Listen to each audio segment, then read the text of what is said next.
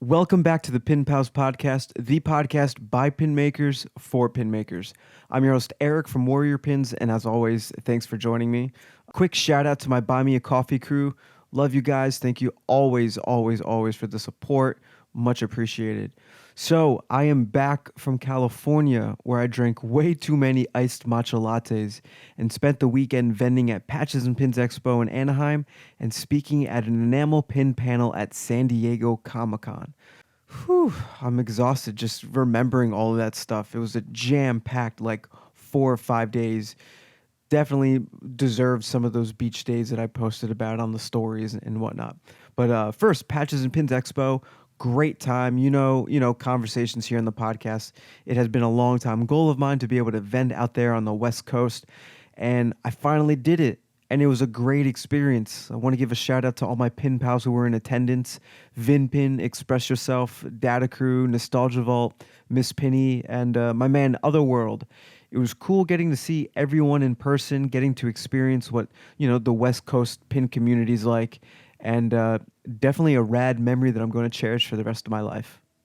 Now, about the panel at San Diego Comic-Con. First of all, let's not beat around the bush. The title of this episode is the name of the panel, so you are getting the panel in its entirety for this episode. How about that for delivering some value? So the panel is called Enamel Pins, Creating Collectibles. Our host was Alex from Culture Kool, and the panel featured 7 pin makers. Phil from Coolectric Creations, who was on the podcast. Miguel, one half of BB Create, who was also on the podcast. Jackie from Lantern Pins, not on the podcast, but she will be on the podcast. Chris from Blank Slate Pins, not on the podcast, will be on the podcast. Arakel from Chewie Press, not on the podcast, will be on the podcast. Jessica from Kimchi Kreative, not on the podcast, will definitely be on the podcast. And myself, always on the podcast. The official description for our panel reads as follows. Do you love enamel pins? These little pieces of wearable art are all the rage among millions of fans around the world. Have you ever thought about turning your art into this popular form of collectible? This panel of creators discusses how to transform your work into an awesome enamel pin. From concept to manufacturing, they will share tips and tricks on the ways you can produce your own pins. It was a really cool experience, and I just want to thank everyone at the panel and in attendance for making this truly a once-in-a-lifetime experience. The pin gods keep delivering these incredible experiences and memories, and I'm just so grateful to be present and to be able to enjoy stuff like this. So without further ado, enjoy the panel in its entirety, Enamel Pins, Creating Collectibles. All right. Thanks for coming out, everybody. This is the Enamel Pins, Creating Collectibles panel. We're going to be talking about the way you can turn your art into an enamel pin for. With us today are several professionals and creators who do enamel pins, and we'd like to introduce you to them now. Start with Phil.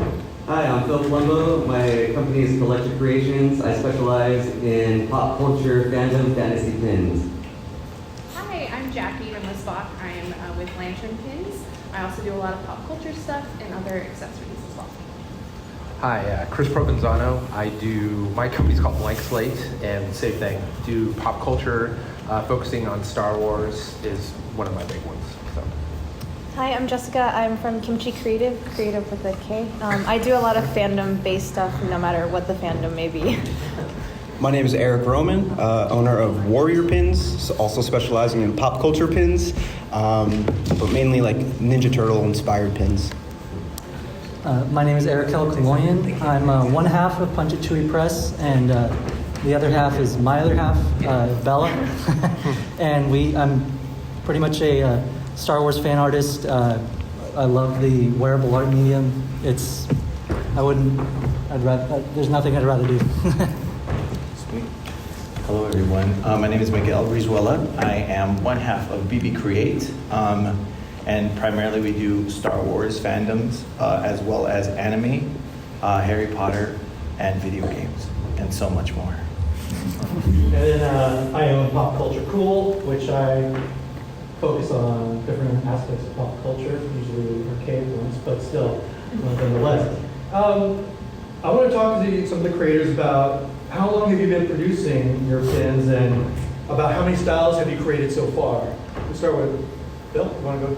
Yeah, I've been doing this for 5 years, and I would say that I probably have about 100 or about a little over 100 designs that I've done since those 5 years.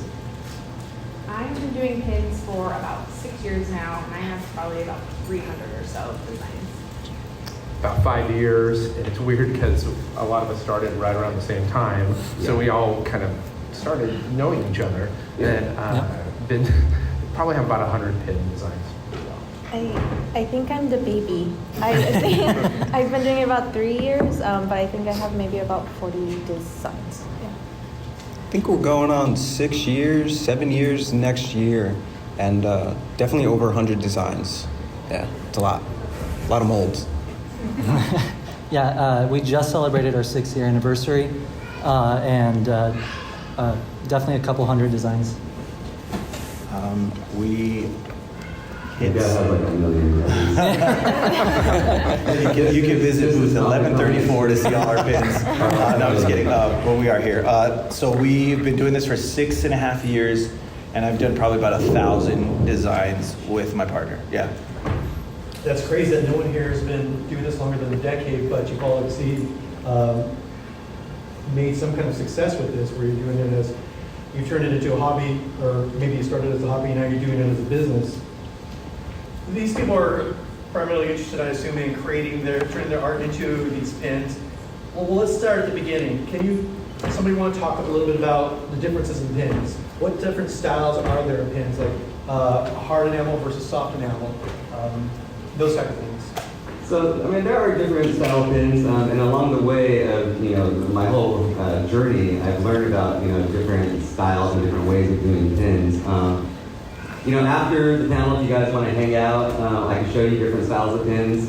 Definitely, we'll give some away to you guys as well. I brought some to give away. But, hard enamel will be, flat surface on top, nice and smooth.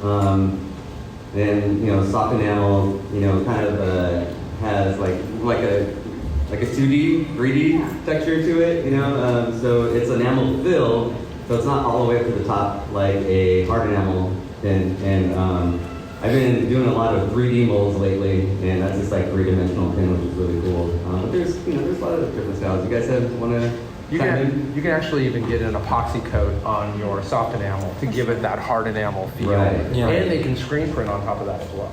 Yeah, I got a couple pins like that as well, which is true. So again, when you're doing a soft enamel pin, the black outline or whatever color outline that you have, which is the metal, they fill in the colors with enamel, and then they put a clear epoxy on top of that, which makes it smooth, and you're able to do a screen printing process on top of that, which is really cool. So, when I first started, I thought that, soft enamel, just the metal and the enamel, that was it, that's all you could do. But, you learn that you could do some really cool printing to add more detail to that pin.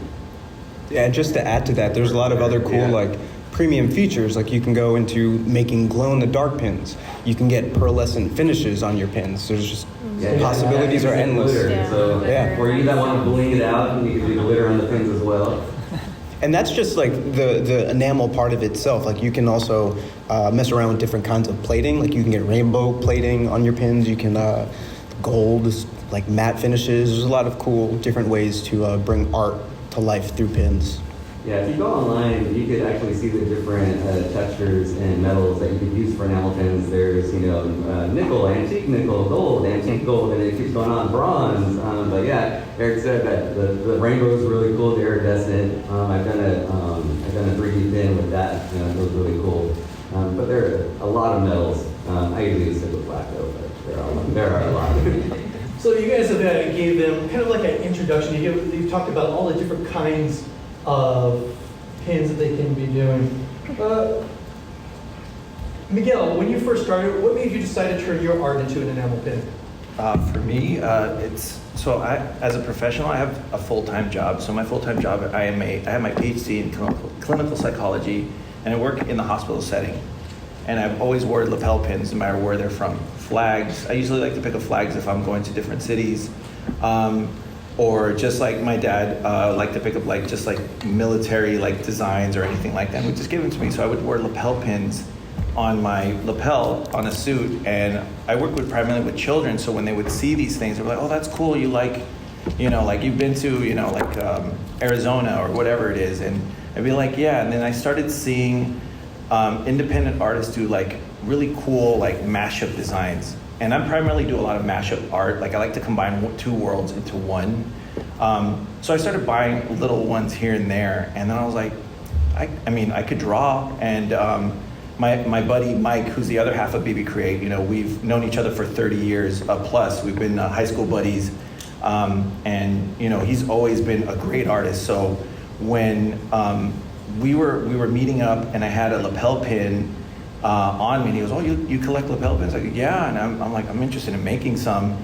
And I had this really dumb design of BB-8 and Bomb-Omb together, the Bomb-Omb from Super Mario Brothers, and I just had the head and on top of the body, and I was like, I did this, and he's like, okay, let's make it into a pin. And I was like, all right, cool, you know. So that's how it started, and then 1 turned to 2.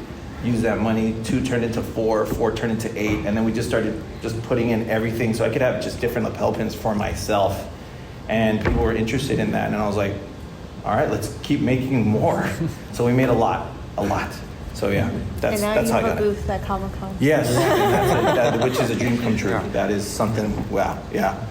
Were you, Jessica, were you a big fan of collecting pins as well before you became a professional at it? I actually didn't collect pins at all until I started making them. I was primarily like a print purchaser, but I move a lot in my life, and I started realizing it's hard to take prints with you. Also, like there's only so much wall space you can have.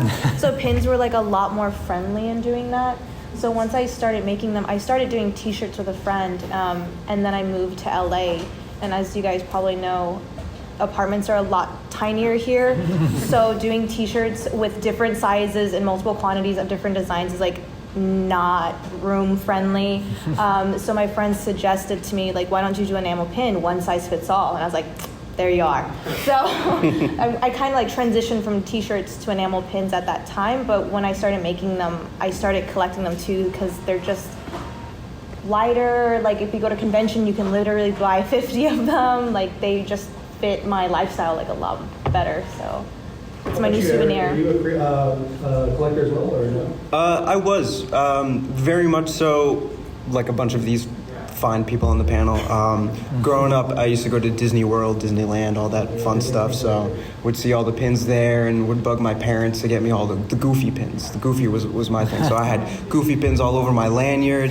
Then it kind of fell out of it. You know, grew up a little bit. Found the pins in I don't know, in the attic or something like that. I'm like, oh, these are cool, and just kind of started wondering, I wonder if I can kind of make them, and just from there started Warrior pins. But yeah, Disney pins started it all. A lot of people, it's been Disney pins. I know I have a pretty huge collection of Alice in Wonderland ones. Chris, you designed the art. Now, what was your first step into getting it manufactured? Oh, I'm lucky. I work in design as my day job. So the pin world is just kind of a side hustle. And knowing how design kind of gets manufactured into certain things helped a lot. So the research kind of came easy, just trying to look up some different manufacturers. And I'm actually with the same manufacturer I started with 5 years ago. I have not changed, and I probably, That's out of everyone here, That's rare. It's sort of rare. That I might be the only one. So. That is a challenge, is to find a manufacturer that you really have a good relationship with that does really good work. Well, you pretty much go through a lot, right? I do. I went through a lot, yeah. And so, when I first started, actually, this is my brother here, Alex, and I went to him and I told him that I wanted to produce a pin. And we didn't know where to start, and I just kind of Googled, and Alibaba came up. And with Alibaba, you can tell them exactly what you're looking for, and then people start bidding for your business. And I kind of just went with the first one, and it wasn't that great. So if you guys are thinking about producing down pins, do some research, and I would suggest that if there are makers who love their pins, just reach out to them to see if maybe they can help you out about getting a manufacturer. I know I get my manufacturer out to whoever asks. And I know some people are real secretive, like, no, that's my manufacturer. All the But- time. I get that. I ask Right. about patches, and people won't tell me who to do. I give that to everyone, and the reason why I go, let them know Phil sent you, because I get a better relationship with my manufacturer. And they're always, emailing me, oh, thank you so much for that referral, I appreciate it. And, now they're doing better pins for me because they know that I'm hooking them up with people. But definitely, do your research, because there are a lot of bad manufacturers out there. Everything that I do, and I'm pretty sure everyone on the panel gets their pins produced overseas. So there are a lot of middlemen that you will deal with. So we call them dealers. So, they could be based in the U.S., but they're actually still getting everything manufactured overseas and charging you 3 times, 4 times as much. But if you're going factory direct and you know a good factory, that's a good way to go to get your pins manufactured cheaper. The thing in the U.S. too is I tried to find a manufacturer in the U.S. and I found middlemen. Even if you straight ask them, like, are these being made in the U.S., they won't answer you straight. I do not know, I'm sorry to cut you off, I do not know one plant in the U.S. that manufactures metal enamel pins. No, there's I don't think they exist. Pins, which is just like a plastic clear acrylic. And there are, I think PVC maybe in the U.S., which is like a rubber, but metal pins, I don't think there's any plant in the U.S. that produces those. No, there's not. Jackie, you want to start us walk through how you go from your art, from your design to creating an enamel pin? What's your process? Yeah. So first, when I think of what I'm working with, some I draw, some I have a couple other female artists that I partner with, and I will kind of work in my collaborative process, get the design going, and then I will take the art and transfer into a pin. The lines on the pin are metal. So anywhere 2 colors can't touch, so kind of pin art is a little bit of a different than like a paper drawing would be. So there's a little bit of a transferring that, making sure colors are touching, things like that. And then I also am working with my same manufacturer almost the whole time. Been with her for about 5 years. So I have a good relationship with her. So her and I kind of know, she knows my style, what I like, and she's like, oh, do you want to do this color glitter? I got a new glitter for you. And I'm like, perfect, thank you. So kind of do things like that. Yeah. Now, you talking about your art, but some people might just have an idea. Do you guys all design your own art, or do you outsource it? Because I know I can't, I'm not an artist. I might have a concept, and I'll have to reach out to somebody maybe on Fiverr, or maybe some other way to get my art produced. Do you guys all design your own art? I draw all my For the most part, I think a lot of us, we all have like full-time jobs. I don't want to speak for everyone, but for me, I have a full-time job, so it's hard to find the time to like design things. So when I started Warrior Pins, I was going to Fiverr and giving them the idea, sketching it out, and then letting them design it. So I have like a vector file that I can send my manufacturer and then get the pins produced. But then costs like that just start to add up, and you get better at your craft, and so now I'm designing everything myself. But time is of the essence, and not everyone has the time to sit down and like perfect all their designs. So there's nothing wrong with going to Fiverr, outsourcing these designs for other people. If you can get it done great, cheap, not necessarily cheap, but like saving time and stuff like that, then that's a good route to go. But if you have the time to design pins, go for it. Yeah. Arakel, what surprises you encounter when you first started making pins? When I first started making pins, is there any what's the word I'm thinking of? Kind of like bumps in the road, kind of, or yeah. What things did you encounter that surprised you when you first started? When you got your design ready, and because there's a lot of things that I know, like when I've done mine, some of the colors were off, or some of the different things weren't exactly how I planned it, and it came back, and I'm like, well, damn, now I'm stuck with 100 of these. Did you encounter any of those type of things when you started pin producing? Yeah, a lot still. Everything. So I do all the artwork for my pins, and pretty much, like, I'm self-taught. I learned how to draw since I was very little, and then I just kind of taught myself how to use Illustrator, then Procreate once I learned that it existed.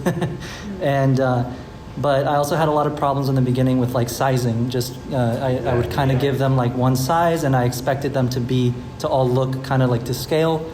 And I just did that. yeah, exactly. So stuff like yeah, and then I also didn't really I didn't really learn a lot of color theory, so I didn't know that I had to really pick the specific Pantones that I wanted. So I'd be like, oh, that area is red, that area is green, and they kind of just went, okay, and they picked the colors they wanted. But I mean, it's a learning process, and it's all trial and error. I mean, like I said, we've been doing this now for 6 years, and I mean, I still have batches where I'm like, wow, I did something totally wrong. But yeah. Yeah, I know some of you guys have booths here, but can you talk about the other ways to sell your pins? Like, is it just online, or can you Instagram, those type of outlets? For me, so again, 5 years ago I started this when Instagram was a great platform, like amazing. And now the algorithm and everything, Instagram has gone way down. It's really hard, to get people to catch, your page unless you're doing reels like 5 times a day. Phil likes to dance in his that's how he gets his viewers up. But now that it's really hard and Instagram just wants your money to do paid ads, the best way to promote for me, and I'm speaking for me, is to do in-show person. Shows in person. So go do events and shows.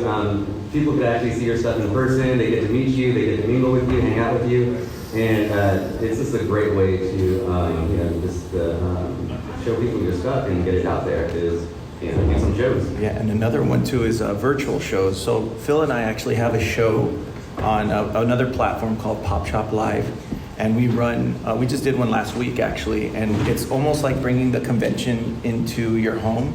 You stream it from your smartphone. Yeah, and really cool. And so we make an entertaining show. It's me, Phil, and another colleague of ours by the name of Carlos from Data Crew, and it's 3 of our brands, and we just have fun. We try to engage the audience because sometimes when we first started, we're doing like for 5 hours, and I'm like, dude, this is too much. All of us have been on Pop Shop. Yeah, all of us have been. Yeah, so it's like one of those platforms. So that's one way.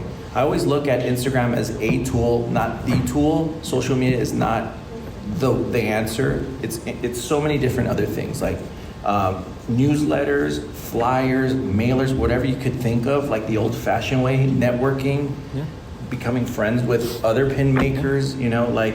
That's like one way to kind of still get your name out there. Collaborations. I've collaborated, I think, with almost everyone on this panel. That's how I became a little bit, Yeah. A few followers because I collab with Miguel. Yeah, it's just... He's super famous. Don't listen to him anyways. But yeah, we it's just that kind of stuff where you're just looking for different avenues. You will feel defeated many times because I've been there where I just like, this sucks. I'm not going to forget it and just throw it away, and I go through this like endless cycle of like abuse and torture, but I still remind myself and ground myself. It's like this is supposed to be fun, not something where I need to take I know I need to, like, for example, like I know that there's goals that I need to reach, but I'm part of in this process and this journey, and I'm still reaching my goal even though it goes up and down. And that's okay. I always say it's okay, and I do my best. That's what it is. I think another idea too, I haven't done, I don't know if anyone here has done it, is wholesale. So like if you have like a series of animal pins, like you could approach the San Diego Zoo to like buy them in a batch, and they sell it in their gift shops and stuff like that. So I'm hoping to do this, but I mean there's another avenue that like maybe wherever it create applies. revenue. Yeah, I go with a wholesaler called Dispersed, and they actually have all my pins in the convention right now. And also, they have a huge platform for people that are looking for wholesale pins to go in their catalog and check pins out. I mean, all kinds of stuff. They have toys and everything, but a huge section is pins. And I mean, my pins I've gotten into some big stores like across the U.S., which is really cool. So Miguel gave a lot of good strategy and marketing tips. What are some of the marketing tips or strategies that you guys employ to grow your brand? So beyond Personally, I know, like I said, I do a lot of Star Wars pins. So we really one of the main things we did was kind of like.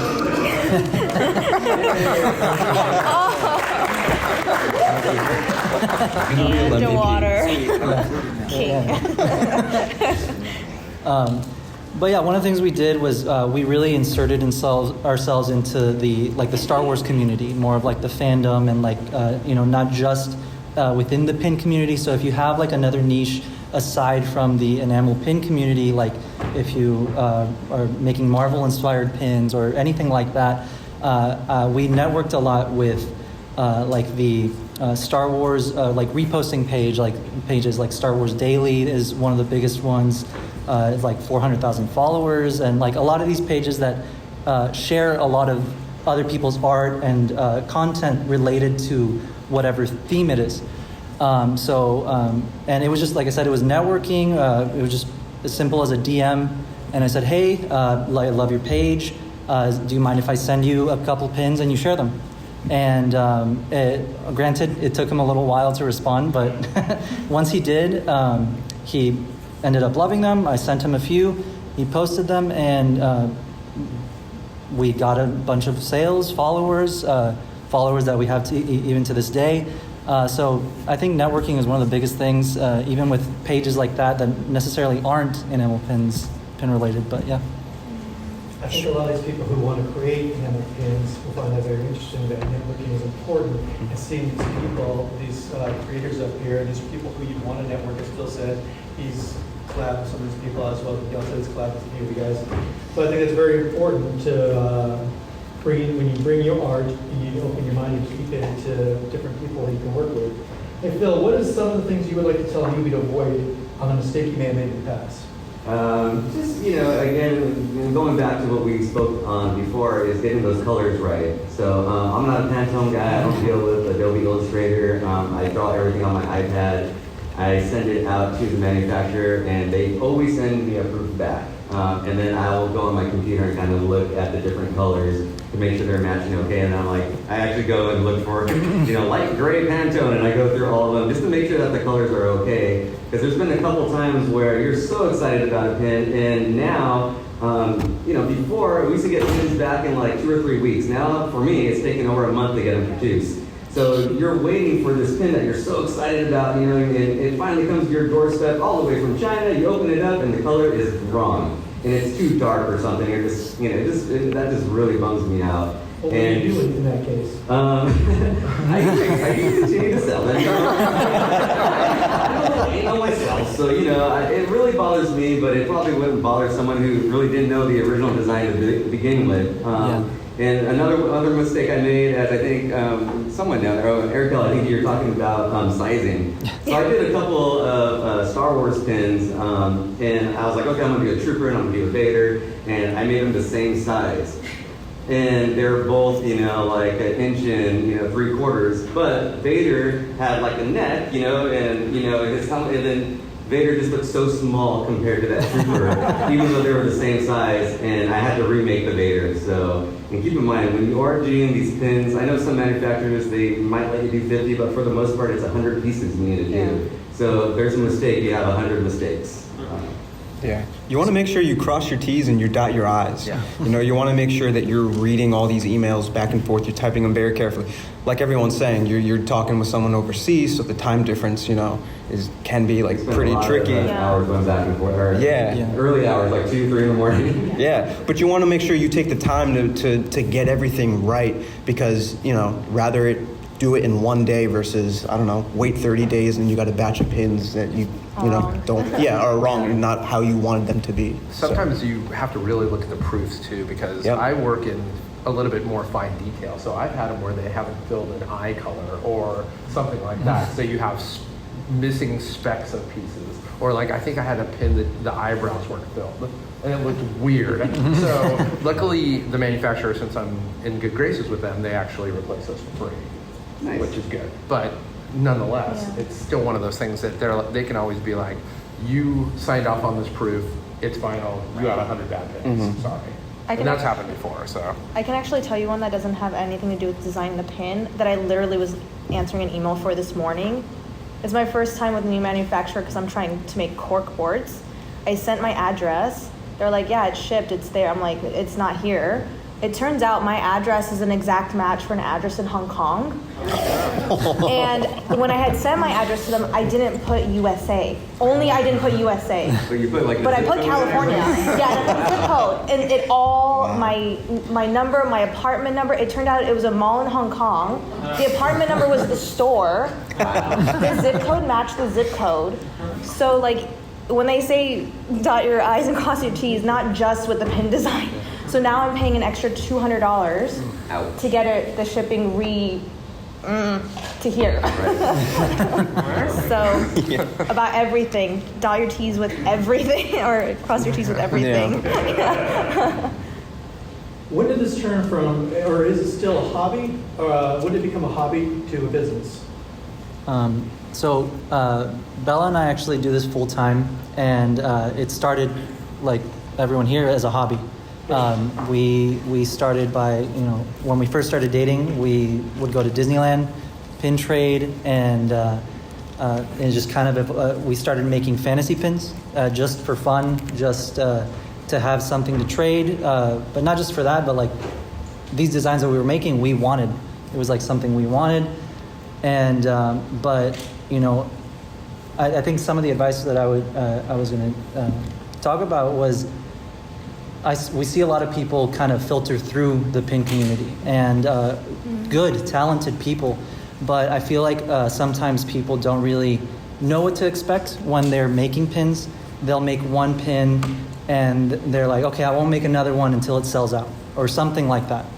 And, that's not very realistic, but that doesn't mean that it's not a good design, or that it's not a good, or that you're not a good artist, or anything like that. It's just, it takes time. And I honestly, the best thing I could say is just stay consistent. Just keep going.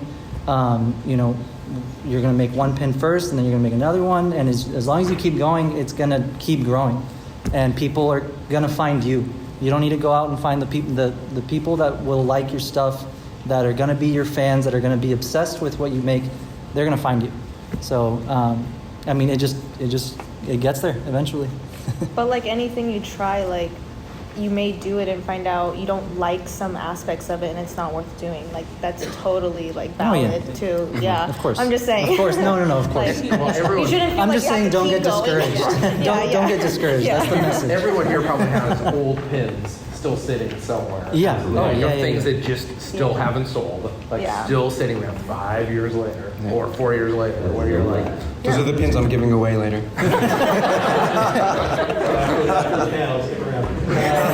Lucky y'all. Yeah, for me, I'm still in the hobby-ish phase of it, where like I'm making pins that I like, but aren't necessarily selling. So, I mean, I was fortunate in one of my first pins, 100 run just blew out the door the first time at bat. Then I quickly learned the second and third time, like, wow, I'm still sitting on all these goddamn pins. Like nobody wants something that's based in the 70s. I guess I'm the only one. But I mean, I think, don't even know what I was thinking of. But anyway, so I guess everyone here is looking to create pins. I think it'd be a good time to start taking some questions. If you guys have any questions, well, there you go. There's number one. So a lot of you guys are doing pop culture pins, and I was just curious how like the IP works with that. Like, is there like some copyright notice you guys have to send, or how do you guys navigate that? So I'll speak. We do fantasy pins, which is fan art. So if you go to the convention floor right now, you're seeing everyone do fan art. You're seeing everyone do Artist Alley to whatever. Yeah, it's just a different medium. Yeah, the only thing is our art is on metal, and so I always do my own twist on my pins. I'm not carbon copying a Vader. I'm like really doing like my own design on it and putting my own twist on it and really making it mine. Even though Lucas owns it, it's my design. They have not hit me up yet, and if they do, I'd be flattered if they did. I definitely, everyone here makes original art. It's all, like you said, it's fan art, and what's crazy to also think about, a lot of these official like comic book artists start off as fan artists. If you really look back and to like the beginning of their careers, and it's pretty impressive. I've seen some smaller companies do pins that aren't necessarily giant stuff. So one of my friends did Coraline pins, and they got popped. Yeah. Oh yeah. So there is always that aspect of, if you pick a fandom, somebody out there might be paying attention, and they might come for you. Warner Brothers. Yeah, there's plenty out there. So I would say be careful for sure. No, yeah, definitely be careful. Yeah. I feel like a lot of what really gets, if you ever get in trouble, or the people that do get in trouble, it's usually the people that are straight up copying something that's already made, like official merch or art or like a screenshot, stuff like that. Yeah. But everything we make is original art. Yeah. I always told myself that if, Viacom, whoever, like, came down, like, knocking on my door, considered that a win. Because, like, they recognized me and I got on their radar. And I'm like, that's cool. And it's still very much like a side hustle for me, something that I do on the side. So I found immense success already. I mean, we're here at a panel at San Diego Comic-Con talking about pins. So, I mean, if I got that pink slip, like, tomorrow, like, I would consider everything like a win. Yeah. All the way in the back? Is anybody working close at name? Pardon me? Is anybody working close at name? I don't understand. No, I think it's everyone's just an animal, right? Yeah. Poisoning? Oh, Didn't you the do one, Arakel? close. You've done that. Yeah, I've really never heard an answer as to what the difference is Yeah, between me either. cloisonne and just hard enamel, but I think it's just a fancy word. Don't quote me. Don't quote me. So with doing different series, is there necessarily, pros and cons to, like, here's another batch with different, totally different IP versus here's a second wave of the same IP I've already looked at, and kind of keeping continuity in that direction, if that makes sense. Like in two different fandoms, or? Oh, just kind of, in terms of making more pins, is there a benefit to doing a sidestep to a different IP or fandom versus, okay, well, here's my first wave of Star Wars pins, here's a second wave now I get- of Star Wars. Oh, I see what you're Well, saying. I guess I can answer this because I have a series called Interlock. So my pins all connect together. And if you've ever seen what I do, it's basically one long line of the Star Wars pins. And I do them as individual pins, and then they create sets. So I did like the Bounty Hunters, or I've done the Cantina Aliens. But each of those sets actually connects as well. So I have to do like a lot of planning along the way, and I actually design out the whole set before I even do anything else, because each one is basically a puzzle piece that I have to make sure fits the next piece. So I'm doing 7 pins at a time when I do my designs, and then when I start the next set, I do the exact same thing. So it's kind of a lot of pre-planning, and you hope that the manufacturer hits their marks as well, because if something looks janky, you'll know right away. So Yeah, it's just about, kind of finding, again, your niche and what people are into. My daughter and I actually created these original art pins, and it was called Kiddo Spirit, and we just I just went to my daughter, who at the time, I think she was 9, she's 13 now, and I was like, what do you want to get into this? Because she was always fascinated when I was making pins, and she was like, I want to start helping you, Dad. I was like, okay, well, what would you be into? And she's like, cotton candy. I'm like, okay, what design? So we did like a llama that was like cotton candy. And she's like, how about we do a unicorn popsicle? I'm like, okay, because this is what kids are going to be into, right? And we're doing all original art, and I'm going off of a kid. And, we kind of just, started coming up with all these ideas of food with animals.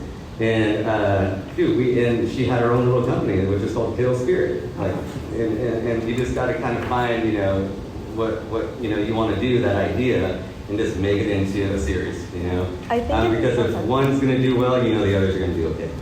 I think when initially making a series, though, like I have a series called Home Sweet Home. The concept is just like, how would hobbits decorate their front door for milestones or the holidays like we do? But I think when you want to do a series, if I'm at the point now where the series is like well enough established where I'm literally trying to keep up with doing one a month, and sometimes I don't keep up, but like people know the series is there. So initially when I started it, I at least had 3. So when I could show it, people like right away grasped the concept that this was becoming a series. So they were more willing to like engage in it because they knew they could collect more as like the months went by. But if I only had one, they'd be like, well, that's just a Hobbit door pin. And they would like disengage from it. So I think initially, like kind of with a lot of things, 3 is a little bit the magic number. If you want to initially launch and then like once a month after that, like go. And I have a series of, I do a bunch of hairstyles as pins. So I started with Star Wars, but now I have people being like, a new episode dropped, can you do this person's hair as a pin? So I've started kind of branching out because the series is hair. So anyone with beautiful hair, like Eddie Munson, would be a pin. So I kind of have my series and then I just pick and choose the best hair and all this stuff to make his pins. Jackie, I still need that Miguel hair. I'll bring it to you. Yeah, that's true. I think Miguel's hair is a pin because look at his hair. Look at it. That was a surprise, and I'm gonna beat her up here. No, I'm sorry. So there's a pin for everything. I mean, if Miguel's hair can make it as a pin, That'll be the next year's exclusive. Yeah. Okay. Okay, Richard. Do you guys ever copyright your own unique stuff, like your daughter's own line? Right? I don't, just because it's just a lot of lawyer work, and going back and forth, but I have not. I personally have not copyrighted my own stuff. I don't think I'm big enough, to do that. I've had my stuff copied before, and people will send me a link on Etsy, for instance, and it's my exact pin. And I'm like, well, what can I do? It's just like, I'm not big enough to make a big fuss about it. When I produce pins, I do small runs. I'm not mass producing all over the country or the world, so it's fine with me. If you want to redo my pin, go for it. So on a tangent, if you go to overseas, how do you know they're not back doing all that stuff? They could be. And then you don't know. You made it, right? Yes. And again, if you do have that copyright, you still need to deal with all that legal work. It's just like then you need to go to the how are you gonna get a hold of the manufacturer? You don't even know the manufacturer. Because you're seeing it on Etsy, you're seeing it in all these different, you have no idea where they are. And I actually reached out to one person, and I was like, where did you get this pin? Because it's not mine, and it's a real crappy version of it. And they said Alibaba Express. So there's no way of me finding that. Yeah. Okay, any more questions? Yes, sir. Do you guys care to spill the beans on who your manufacturers are? Absolutely, yeah. You come see us after the Yeah, show, or me. I'll definitely I've used about four manufacturers for different things. So I have a manufacturer that does all my 3D work. I have a manufacturer that does my printing work, and come see me after. I will say when thinking about getting manufacturer though, just because that manufacturer works well for him doesn't mean it will work well for you. Yeah. I would highly recommend when you're look at each company's full catalog of pins and see if it fits your style, because what works for one designer may not work for everyone. So don't think it's a winner just because someone you follow is using it. But yeah. I have a question for the audience. Yeah. So everyone here collects pins, or at least is somewhat interested in pins. How many of you keep the backing cards? Oh wow! All right, just checking. Do you realize sometimes it's part of the artwork we put in? Because it's part of the artwork. My backings will portray whatever you're selling. For example, I have many collections of many different ones. Primarily BB-8. I like to dress them up in stupid stuff, but I also like to change the backers to fit the theme of it. There you go. There's one. But I'll change the themes up every single time. I feel like the whole thing is the art piece from top to bottom. I keep even the ones I buy from other artists. I love everything about it. So if they even put thought into it, if it's part of the pin and whatever it is, it's just, for me, I love keeping the backers. I get angry when I get one that's still in the plastic bag. Somebody just got it from the manufacturer, and they basically mailed it to your house, and I open up the bag, and it's I will say that's me though. in the plastic. I used to do the backing cards, but I'm only one person and I have a full-time job, and I couldn't keep up with it anymore. So then I made envelopes. So everyone that raised Yeah, their I just hand, cannot. You keep all your Funko Pops in the box. You don't play with anything. You had a question? Yeah, so you mentioned. Okay, go ahead. I'm right back. It's fine. What's your question? So you mentioned that when you were choosing a manufacturer, want to make sure that they fit your style. I was actually curious as are there other factors that you guys kind of look into when you guys are looking at manufacturers, and are there kind of what do you guys look at when you're shopping for like other people's pins and stuff like that? Like, what are some stuff that interests you? A lot of people here have been with their manufacturers for the entirety of the time that they've been making pins. I have actually had some pretty bad experiences, which shouldn't scare you. Again, it's part of the learning process. But one of the biggest things I definitely always look for is quality, turnaround time, and just communication, honestly. But I definitely do recommend, at least, if you're going to start, go through Alibaba. They have their like buyer protection, stuff like that. Before I used to go directly through the manufacturer, which is also fine if you find someone who is honest and trustworthy. But I have had some nightmares. But yeah. Communication is key. Yes, definitely.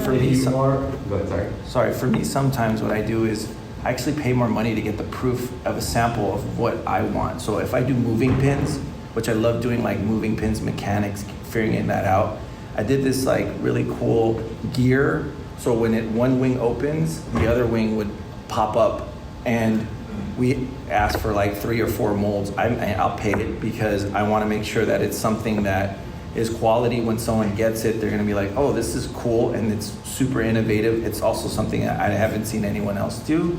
So I wanted to make sure that it was, nice. And you could always ask for samples. You could even ask for samples if they've done it before somewhere else, and to mail you some. Like those are the things that you can do, so you could see quality in that way. Yeah, this has happened to me. So I just want you guys to make sure that if you are going to go off, like for instance, if you want my manufacturer info, look at all my pins, look at all of them, and just kind of scope them out, because I have gotten a manufacturer. I've used a lot of manufacturers, probably like a dozen throughout the 5 years. And at the beginning, they want your business. So you might get a very good looking pin, and then they start getting a little bit lazy. And then they get a little lazier because they know that they got you, right? There's just like, it's kind of like you're like in a relationship. And you might need to break up with your manufacturer and look somewhere else. So again, those manufacturers, they want your business, so they will produce a great pen at the beginning, and then all of a sudden they start getting a little sloppy with their work, and you're back to square one again. So that was my issue. Oh, a bunch of them. Some of the manufacturers. A bunch of them have Instagram profiles too, so you can see a bunch there, and you think they would lie, but I've been on a couple of them, and I was like, oh, I would never post that. But some of them like put it, so then you get like you'll know right away too. Yeah, and if you reach out to manufacturers, you're definitely going to get hit up via email or DMs. I get them all the time on my Instagram. Yeah. Try me. Oh, I block all of them. I block all of them. Any other questions? So I'm in this really big, and that's from Miguel here. And bags. That's I knew I recognized you. I was like, wait. Gail's a wonderful artist. Like, you should see her stuff. She's here too, aren't you here? Don't you have an artist alley here? Well, she should. Anyway. I'm like, so I wanted to ask you guys, Yeah, but she's a tremendous artist. I cannot tell you. Like, I'm so impressed with all the things, the techniques, everything that she does, her original artwork. I'm just letting you know, we got a lot of fans. Here, the only reason. Get love. No, my real question is, while I'm doing this, I'm seeing you guys all go through the same struggles, and I'm seeing people here ask some of the familiar questions, right? And I'm finding that, because I do this all the time, I'm getting all of these growing pains along the way, because I just can't stop the hustle. But I'm wondering, one, what are the biggest growing pains you've experienced in your careers? I've been doing this for about 3.5 years. And of course, with all the COVID, it's all our own experiences, not even a good one, but I'm not sure how this is. I am not straight. It's like how, because this was at 1,000%. Right. And everyone was all on their phones buying. And online the transition now back to conventions coming up and having changed your whole business to be online 100%, and then having to switch back to cons and like balance the two. One, what is the biggest struggle some of your businesses have had? And two, what's your next goal? I know what mine are. I'm wondering, like, what is the next thing? If it's, I want to go full time,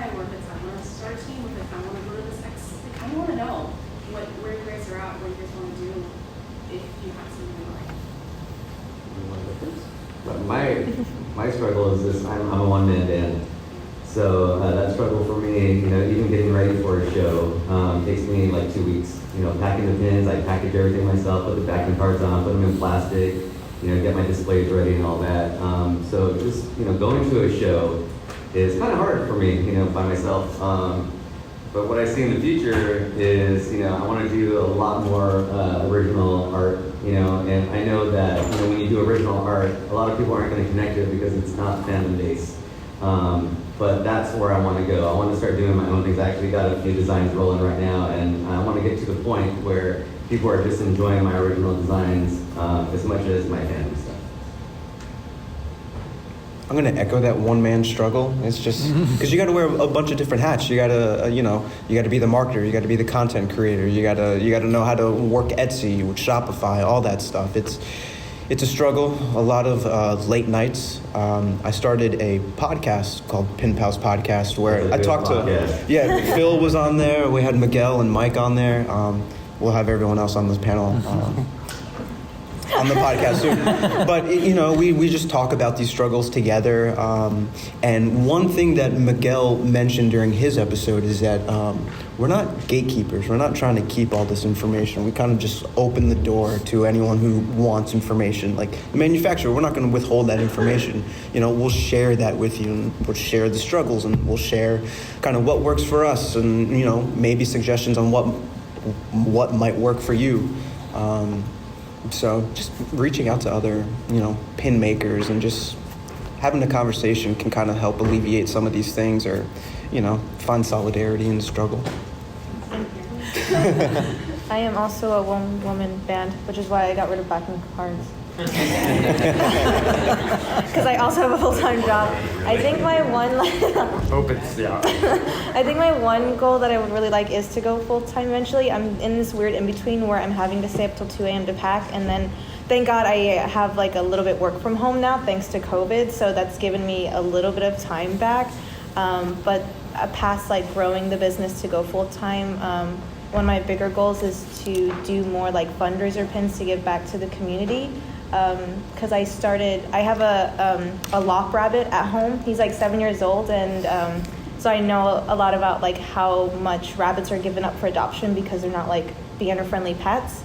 So I started a pin collection purely based on him, and every month we donate like half of the proceeds to like a rabbit charity kind of that rescues rabbits. So I'd really like to expand more to raise money to give back to like organizations like I believe in and causes like I believe in. So yeah.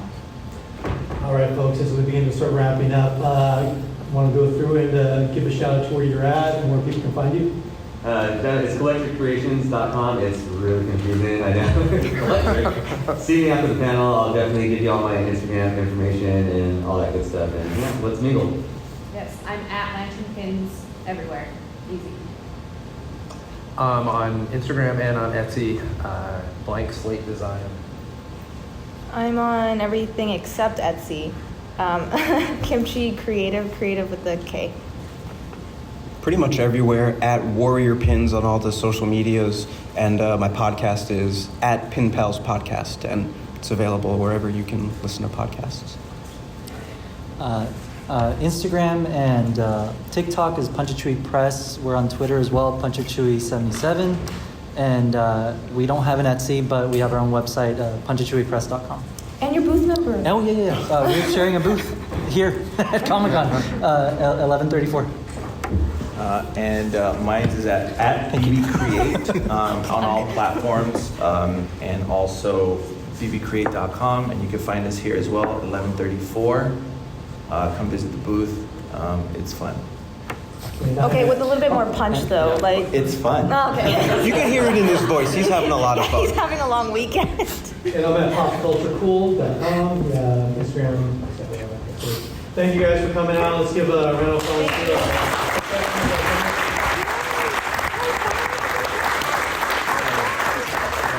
It's great that we have an Enamel Pin panel here at San Diego Comic-Con. I don't know how many, I think this is the only one. So it's great that you guys came out.